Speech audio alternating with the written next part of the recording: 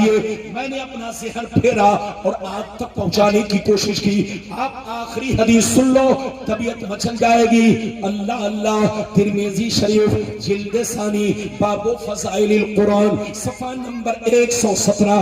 عن ابن عباس رضی اللہ تعالی عنہ قال ضرب بعض اصحاب النبی صلی اللہ علیہ وسلم خباءه على قبر وهو لا يحسب انه قبر ففيه انسان يقرأ سورة الملك حتى ختمها فات النبي صلى الله عليه وسلم فقال يا رسول الله ضربت خبائي على قبر فانا لا احسب انه قبر ففيه انسان يقرأ سورة الملك حتى ختمها فقال عليه السلام هي المانية المنجية تنجيه من عذاب القبر.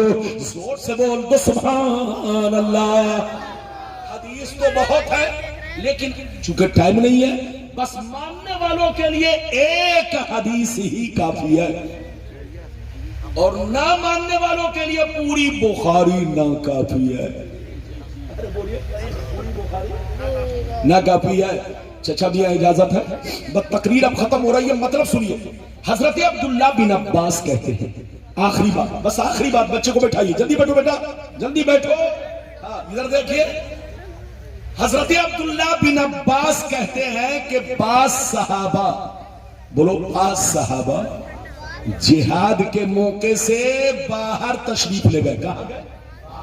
اس کے موقع سے جہاد کرنے کی خاطر بعض صحابہ کرام باہر نکلے. جب باہر نکلے تو اس مقام پر جب پہنچے تو ایک چٹیل میدان میں خیمہ نصب کرنے لگے. ارے بولو, ایک چٹیل میدان میں کیا لگانے لگے؟ زور سے بولو. اپنا خیمہ نصب کرنے لگے, خیمہ لگانے لگے. غور سے سنیے. اپنے رہنے کی جگہ تیار کرنے لگے, جھگی بنانے لگے, خیمہ بنانے لگے.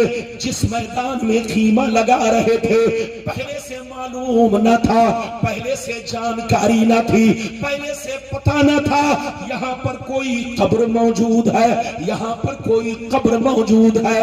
قبر کا نام و نشان نہیں. لیکن حضرت عبداللہ بن عباس کہتے ہیں جیسے وہ خیمہ لگانے لگے اچانک ایک قبر ظاہر ہوئی. اس میں ایک انسان نظر آیا جو زندہ تھا, جھوم جھوم کر قرآن کے سورہ ملک کی تلاوت کر رہا تھا, قرآن کے سورہ ملک کو پڑھ رہا تھا.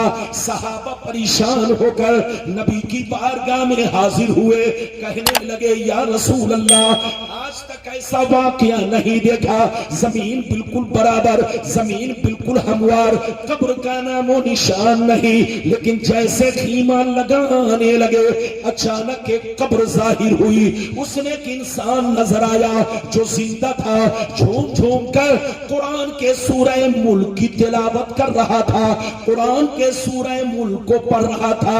اتنا سننا تھا, نبی نے ارشاد فرمایا ہے المانیۃ المنجیۃ تنجیہ من عذاب القبر. نبی نے ارشاد فرمایا او صحابہ, قرآن پاک میں سورہ ملک وہ سورہ ہے کہ جو بندہ ہمیشہ پڑھا کرے گا عذاب قبر سے محفوظ رہے گا. ہاتھ اٹھا کر بولو سبحان اللہ, اور زور سے بولو سبحان اللہ. ادھر دیکھیے, میری طرف دیکھیے. جو حدیث میں نے پیش کی اس سے دو باتیں معلوم ہوئی. کئی باتیں؟ جلدی بولو, تقریر ختم ہو رہی. کئی باتیں؟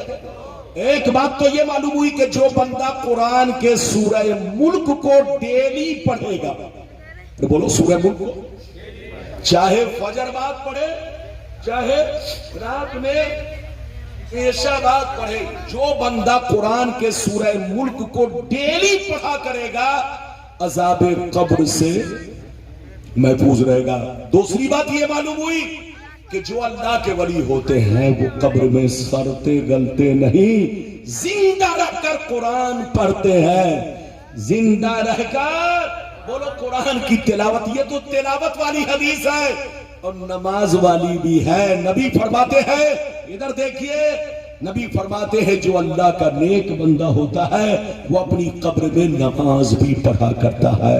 یاد رکھو زمین میلی نہیں ہوتی، بدن میلا نہیں، زمین میلی نہیں ہوتی، بدن میلا نہیں ہوتا، زمین میلی نہیں ہوتی، بدن میلا نہیں ہوتا. محمد کے غلاموں کا کفن میلا نہیں ہوتا. تو زندہ ہے واللہ، تو زندہ ہے واللہ. میری چشم عالم سے چھپ جانے والے حضرات زندہ رہیے، مسلمان بن کر رہیے، مومن بن کر رہیے. غوث اعظم بولو سرکار اعلی حضرت تمام بزرگوں کے سچے پکے غلام بن کر رہیے. ساتھ ہی ساتھ اللہ کا خوف رکھیے، ساتھ ہی ساتھ نماز کی پابندیاں بھی کیجئے. شراب، جوا، سٹا، برے کاموں سے دور رہیے اور تمام ضروریات دین پر ایمان رکھیے. اللہ نے جس کو حلال کہا حلال جانیے، اللہ نے جس کو حرام کہا اسے حرام جانیے.